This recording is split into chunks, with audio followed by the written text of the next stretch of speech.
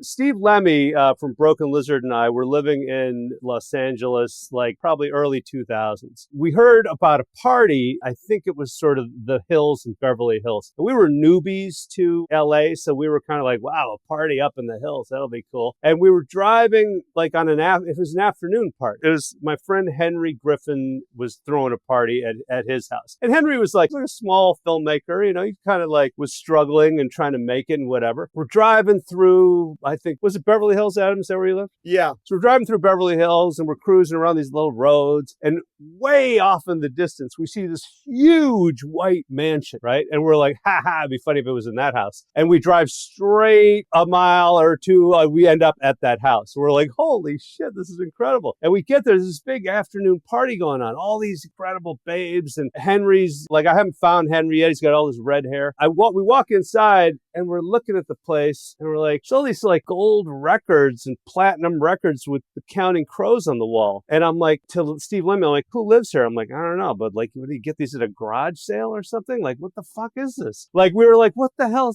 That's wild. This is wild. This is like some random ass party. And then Henry came up and he goes, oh no, this is Adam Duritz's house from the Counting Crows. I'm like, is he here? He goes, he hadn't been here in like 6 months. I mean, no, he's not here. I'm like, does he know you're having a party? He goes, well, I mean, you know, maybe. And yeah, probably knows. And what we learned was that there were about 6 or 7 people living there. And they were all people generally Adam had met on the road while he was touring with the Counting Crows. And he was like, oh, I live in LA. You should, if you come to LA, you could stay with me. And they all came to LA. And meanwhile, this guy's off touring all over the world. And they're like, oh, Adam said I could stay here. And then they would move into one of the rooms. Then a couple of years later, we have a deal at Warner Brothers and a script comes to us called Freeloaders. And it's about this topic. It's a movie about Adam Duritz's house and all the lunatics who live in it. And they throw parties. And eventually Adam shows up and he's like, I'm selling the house. And we made the movie. We produced and made the movie. We were co-producers on that. That's right. And that's where we met.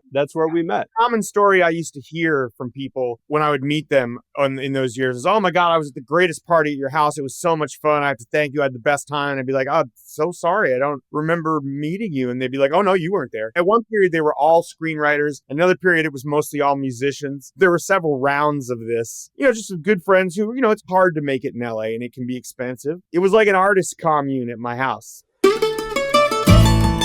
Mustache Tales. Yeah!